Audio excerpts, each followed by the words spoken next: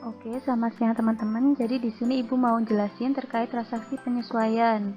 Oke, sebelumnya kenapa sih kita perlu menyesuaikan? Nah, itu agar saldo di perusahaan kita itu sesuai dengan keadaan sebenarnya. Penyesuaian ini biasanya untuk menyesuaikan kalau misalnya ada barang rusak, ada penyesuaian perlengkapan, ada penyesuaian beban sewa. Jadi gitu ya. Oke, untuk yang soal pertama terkait penyesuaian persediaan. Jadi untuk penyesuaian persediaan kita bisa lakukan di modul inventory, lalu just inventory. Lalu kita bisa ketikkan untuk nomor bookingnya ada di soal DM12 3. Lalu untuk tanggalnya 30 Desember karena penyesuaian kita kasih tanda bintang untuk menandakan kalau ini tuh transaksi penyesuaian. Untuk memonya bisa sesuai di soal penyesuaian persediaan. Lalu kita sesuaikan persediaannya sesuai dengan soal. Kita klikkan PM, SM. Lalu karena persediaannya rusak kan berarti berkurang. Jadi untuk nominal kuantitasnya kita kasih minus karena berkurangnya minus 1. Di sini juga yang SM300 juga minus 1. Untuk akun penyesuaiannya atau debitnya itu menggunakan akun spoilage expense atau beban kerusakan. Gitu. Kita cek untuk jurnalnya, debitnya itu spoilage expense, lalu kreditnya adalah inventory. Itu, lalu kita klik record. Lalu untuk soal nomor 2 adalah telah diterima rekening koran dari Bank Permata tanggal 31 Desember 2015. Itu untuk penyesuaiannya bisa kita ketikkan di record journal entry, lalu kita tuliskan nomor buktinya PM12 4. Untuk tanggalnya sama kayak tadi 31 Desember tapi dikasih bintang. Lalu untuk akunnya debitnya ada cash in bank, lalu ada debit lagi bank service charge karena bank service charge merupakan beban, makanya di debit. Lalu kita akan menerima interest revenue, dia masuknya di kredit.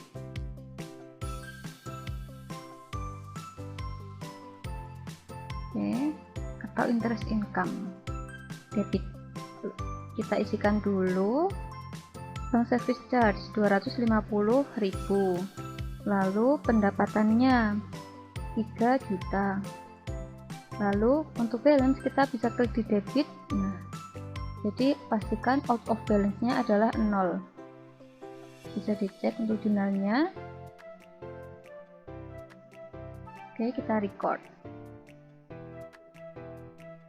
Oke, lanjut ke yang transaksi 33. Di sini ada beberapa jurnal penyesuaian ya. Yang pertama penyesuaian untuk store sublease, lalu yang kedua beban sewa toko, yang ketiga beban asuransi, yang keempat ada penyesuaian untuk taksiran kerugian piutang. Kita ke yang pertama dulu. Jangan lupa untuk nomor buktinya diisi.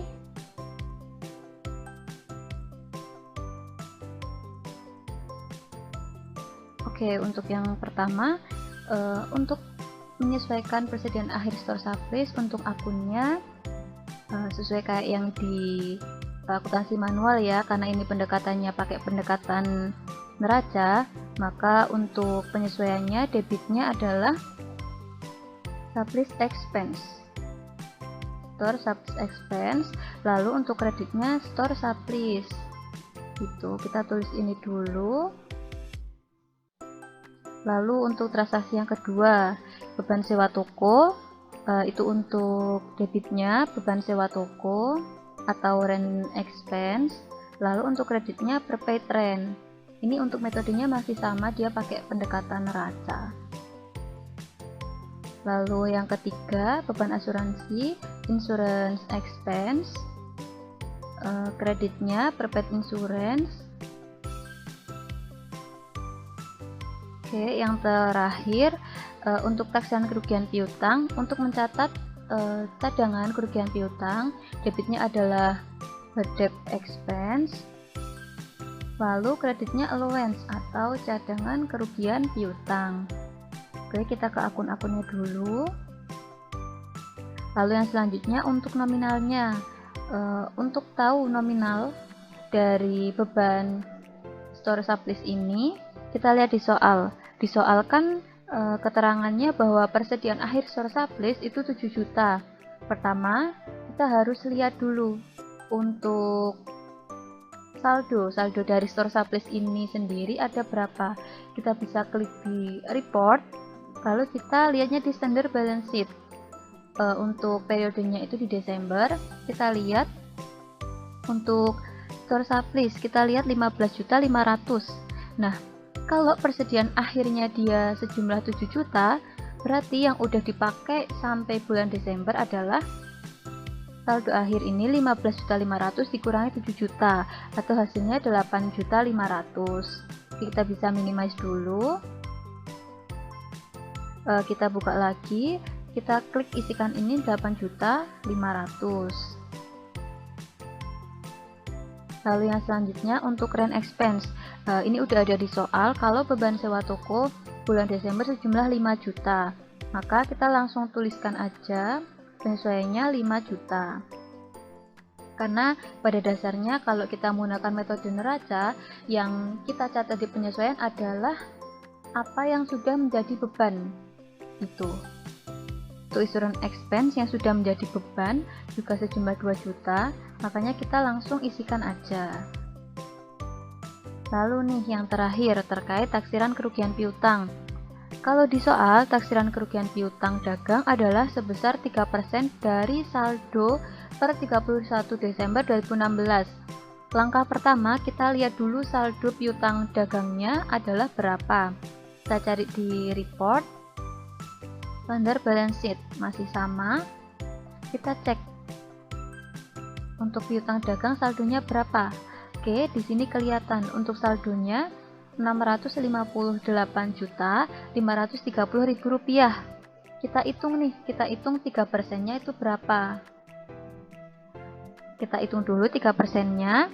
Untuk 3% dari saldo 658.530.000 rupiah tadi itu adalah 19.755.900. Tapi itu merupakan cadangan kerugian piutang sampai akhir Desember.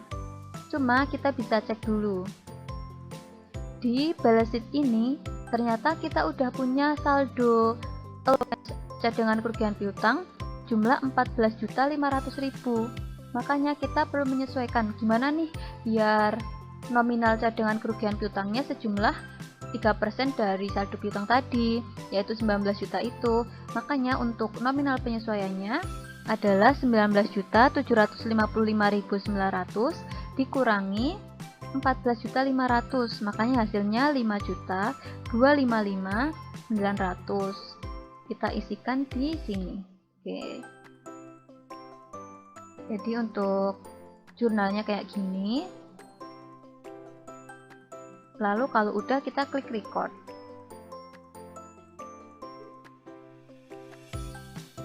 Oke, selanjutnya untuk yang transaksi tanggal 34, maaf nomor 34, itu ada transaksi penyusutan. Yang pertama jangan lupa kita isikan dulu untuk nomor bookingnya BM126, lalu tanggalnya dikasih bintang 30 Desember tapi depannya kasih bintang, lalu penyesuaian equipment. Oke. Untuk penyesuaian equipment ini sama kayak manual. Yang pertama adalah beban penyusutan, lalu yang kreditnya adalah akumulasi penyusutan. Kita bisa cek untuk debitnya adalah depreciation expense, lalu untuk kreditnya adalah equipment akum debt. Oke, nominalnya udah ada di soal 1.200.000. Lalu kreditnya 1.200.000 juga. Untuk jurnalnya bisa dicek dengan Ctrl R, debit depreciation expense, lalu kreditnya equipment accumulated debt. Oke, record. Oke, yang terakhir nomor 35 ada dua penyesuaian. Yang pertama terkait pencatatan penyesuaian PPN income dan juga PPN outcome masih sama, kita nyatatnya di record journal entry, lalu kita isikan buktinya BM12 7, tanggalnya sama 31 Desember kasih bintang, lalu penyesuaian PPN. Oke, jadi untuk penyesuaian yang PPN ini pada intinya kita mau menghapus nominal PPN income dan PPN outcome supaya hasilnya itu 0. Jadi untuk penyesuaiannya, karena PPN income saldo normalnya di debit, maka penyesuaiannya dia ada di kredit. Lalu karena PPN outcome di kredit, maka agar dia nominalnya jadi 0, maka untuk penyesuaian ini dia diletakkan di kredit.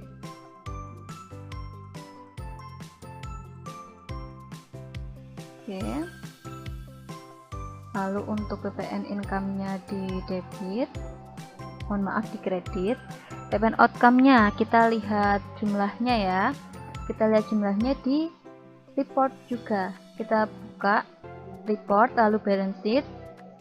Nah, terus itu yang tadi. Kita cek untuk PPN income-nya ada jumlahnya 119 juta. Lalu untuk PPN outcome-nya 138.948.000 rupiah. Nah, ini bisa dicatat dulu nominal PPN income sama PPN outcome-nya. Lalu kita masukkan di jurnal. Jadi PPN outcome-nya adalah 138.948.000 rupiah. Lalu PPN income-nya adalah 119 juta rupiah. Nah, ini masih belum balance. Untuk balancingnya, kita masukkan saldonya sebagai PPN payable atau utang PPN. Itu dia masuknya di kredit karena utang. Oke, setelah kita isikan penyesuaian yang PPN, lalu lanjut ke yang soal nomor 2, penyesuaian pajak penghasilan. Nah, di soal udah tertera kalau untuk pajak penghasilannya itu tarifnya 1% dari omset penjualan bruto. Untuk omset penjualan brutonya adalah 1.027.500.000. Jadi untuk 1%-nya adalah 10.275.000. Nah, untuk akunnya adalah beban pajak penghasilan atau income tax expense. Lalu untuk kreditnya income tax payable atau utang pajak penghasilan. Nominalnya adalah 10.275.000. Oke, kalau udah bisa klik record. Oke, jadi untuk penyesuaian ini udah selesai ya. Jadi untuk yang pertama ada penyesuaian persediaan, yang kedua ada penyesuaian dari cash in bank, dari bank service charge dan juga interest income. Lalu yang ketiga ada penyesuaian perlengkapan, ada sewa, lalu ada asuransi, lalu ada cadangan kerugian piutang. Lalu penyesuaian yang keempat adalah penyesuaian terkait penyusutan peralatan. Lalu yang terakhir adalah penyesuaian pajak, yaitu dari PPN dan juga PPh. Jadi mungkin dari teman-teman.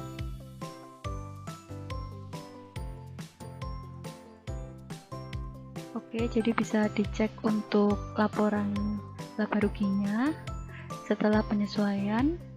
Untuk periode adalah dari Januari sampai 13 periode. Untuk jumlah labanya adalah 255.147.520.